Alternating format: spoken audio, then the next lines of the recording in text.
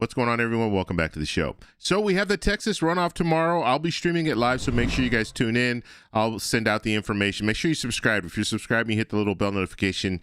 You'll get the notification when I do the live. The plan is for me to start the live when the polls close. So we're going to take a look at all the information that we have thus far when it comes to Paxton versus Cornyn. We'll take a look at a video clip. We'll take a look at some polling, and we'll talk a little bit about this because this has really shifted. Looking at the prediction market, it's pretty shocking what you'll see. We're going to do all of that in this video, but first off, you guys can do me a favor. Please like the video. And if you're watching this video and you want to see more content like this, please consider subscribing to the channel.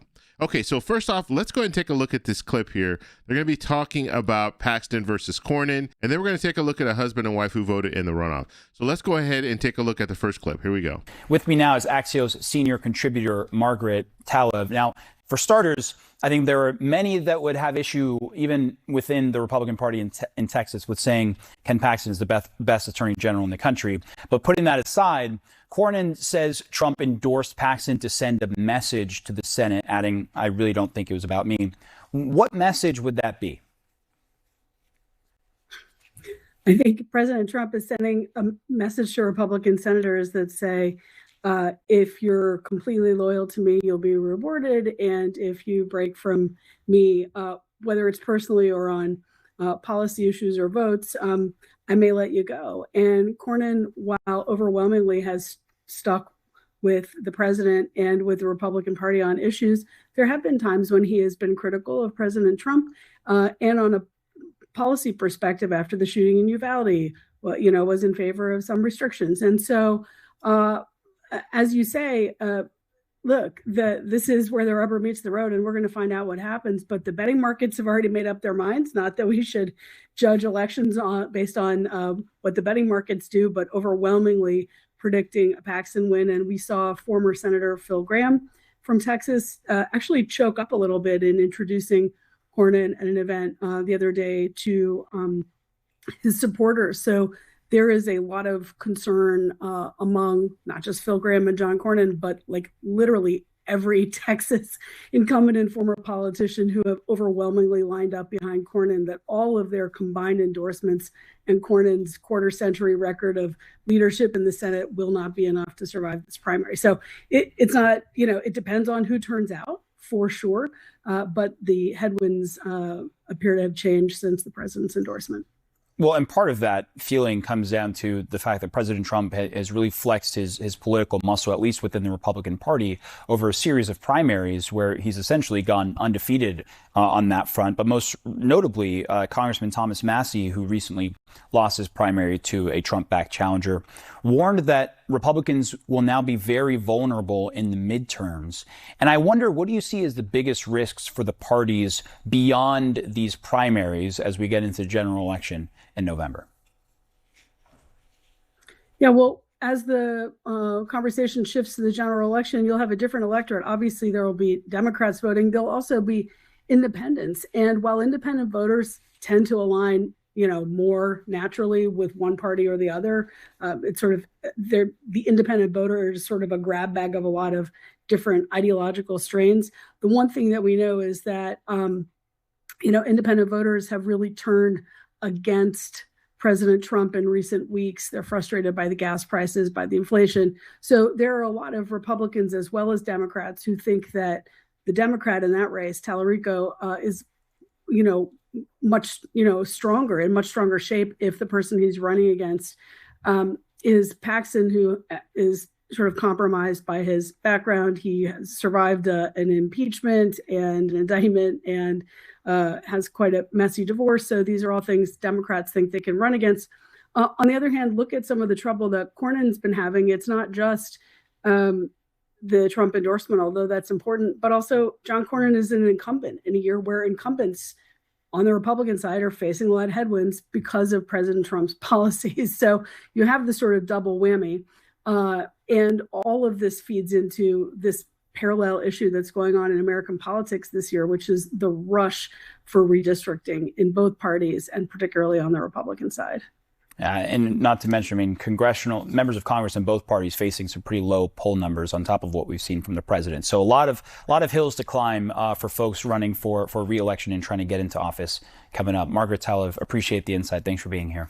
So very interesting discussion there. Now, you saw they were talking about Cornyn and incumbent senators, incumbents in general. They're struggling. Republican incumbents are struggling. And the main reason for that is because of President Trump's record. They have to run on President Trump's record. His record right now isn't good. The economy is not doing well. And so you have other politicians, other Republicans that are running against these incumbents. And some of them are able to be successful because they can run on, look, the economy is not good. When I come in, this is what I would do to make changes. And so that's resonating with the voters. As well as you have people like Talarico, who's a Democrat, who's come in and now he's getting a lot of attention in Texas.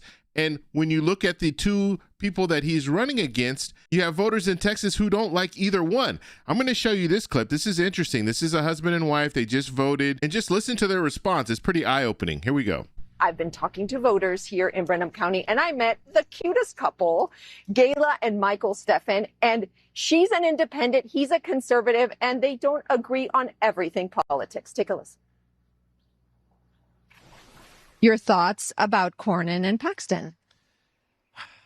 Well, it's not a great choice, either one, really, but I think I lean towards Paxton for sure. He's local. Cornyn hasn't always been with the Republicans the way I would like, but it was it was a tough choice. But I did vote for Paxton on the runoff. What are your thoughts about Paxton? And crook. Yeah, that's it, period. He's just a crook. And so you saw her response there. He's a crook. That was her response. The gentleman didn't look like he was too enthused about voting for Paxton, but he voted for Paxton nonetheless. And so the energy on the Republican side, we'll have to see if we see the same thing in November, but the energy on the Republican side right now, they don't seem to be very, very happy about either candidate. And so will that mean that voter turnout in November will be lower for Republicans? And if that is the case, then that gives a benefit to Talarico. And then also important to note, she was an independent. So his wife was an independent, and you saw how she felt. We're seeing independents, some independents that leaned for the Republican Party. Those voters' sentiment has changed. They've now soured to President Trump. Just looking at the economy, looking at gas prices and all of that, they're now looking at other candidates. They don't want to vote for Republicans anymore. And this could also impact the general election. Now, I want to look at some polling here. And this is, let me show you the top here, the Texas Politics Project. I think this was Texas University or University of Texas. University of Texas conducted this.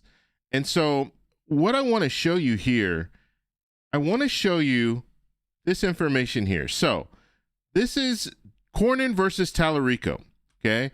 And this was done in April, okay? So it was a little while ago, but still, and we have Paxton versus Talarico and Cornyn versus Talarico. I'm showing you Republican support and Democratic support for each candidate, okay? So they conducted a poll. They asked Democrats, how do you feel about Cornyn? Would you vote for Cornyn? They asked Republicans, how do you feel about Cornyn? Would you vote for Cornyn? And then Talarico, and then we'll look at Paxton.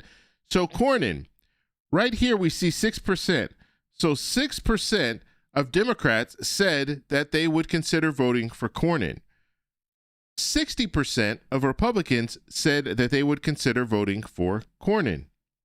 Looking at James Talarico, 80% of Democrats said that they would consider voting for Talarico. And 10% of Republicans said that they would consider voting for Talarico.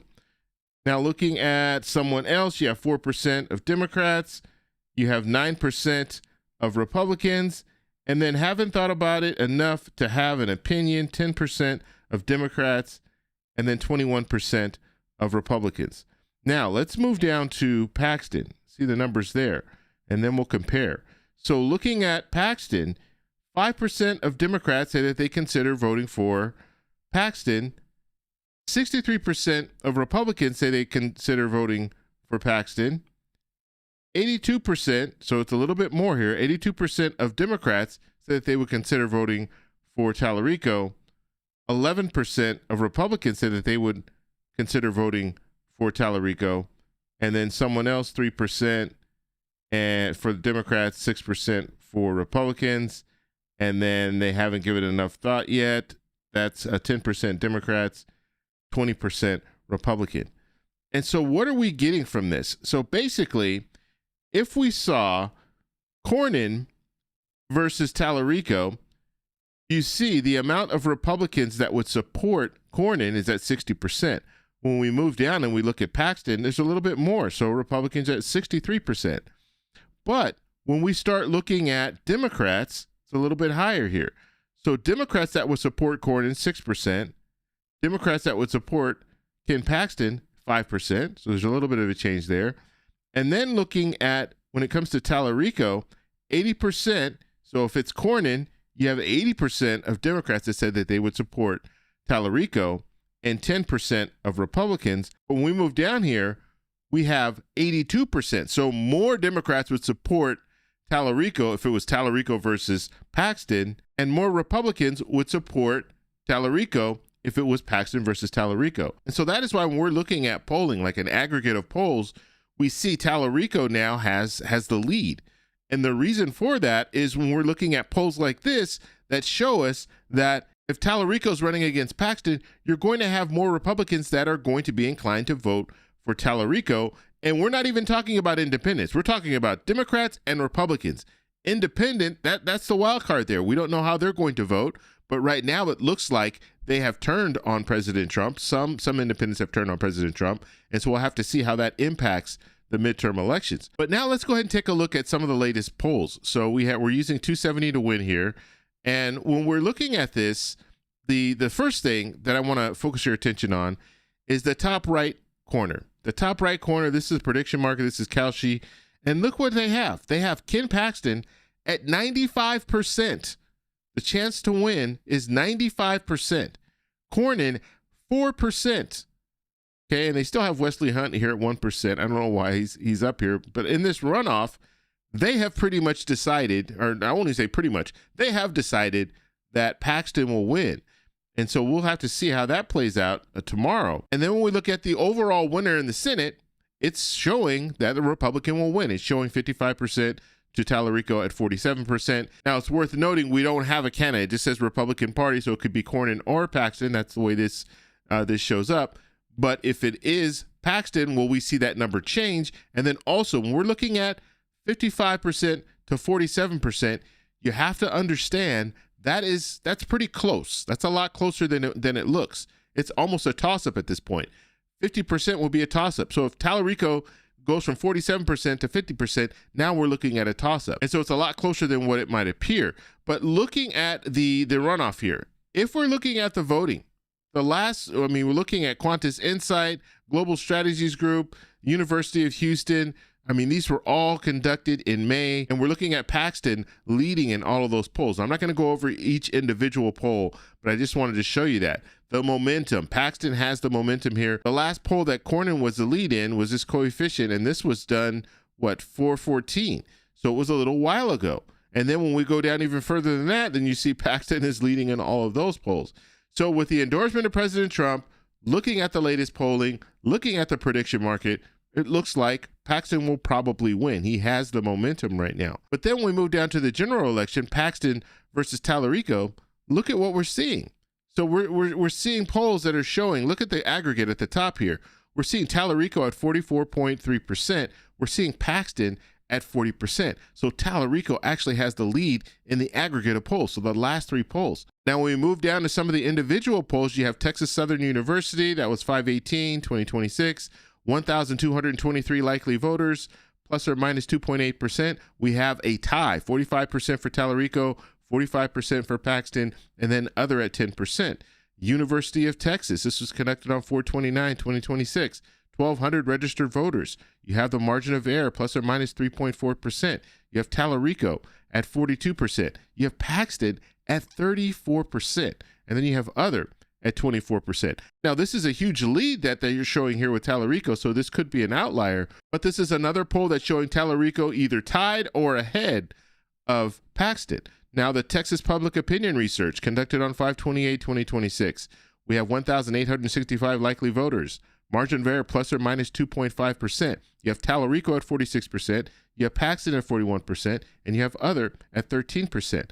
So this is another poll. Now, some of these polls fall within the margin of error, but this is another poll that's showing Talarico has the lead. And so if we're looking at this, you see before this, if you go down and you look at the 4 polls before this, you see Paxton had a lead. Paxton was either tied or had a lead in those polls.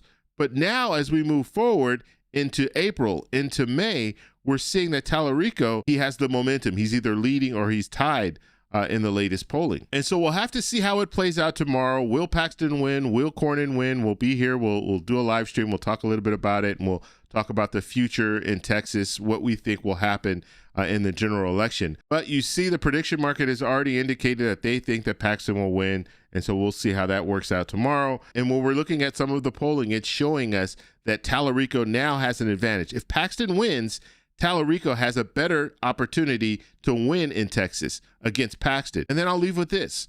You have voters in Texas, some voters in Texas, some independents, some Republicans, some even Democrats. They're looking at Paxton and they're saying he's a crook, and they don't want to vote for a crook. And so that could have an impact. We could see some Republicans choose to stay home and not participate. We could see some independents do the same thing. We could see some Republicans and independents say, you know what? I want a new face, a fresh new face. Talarico is that. I want to vote for Talarico as opposed to voting for Paxton. So that doesn't mean that Paxton is going to lose because he has that baggage, because we've seen other politicians before win with baggage, but that is going to be a hurdle that Paxton is going to have to get over in order to win, whereas Talarico doesn't have that same baggage. He doesn't have that same look that Paxton has. So I want to know what you guys think. What do you think we're going to see tomorrow? Let me know in the comments below. If you like this video, please give me a thumbs up. Please subscribe for more. And remember, stay informed, stay engaged, and I'll talk to you in the next one. Bye. So that's all we have for this video. Make sure if you guys want to send me an email, you can do that, david@thetecshow.com.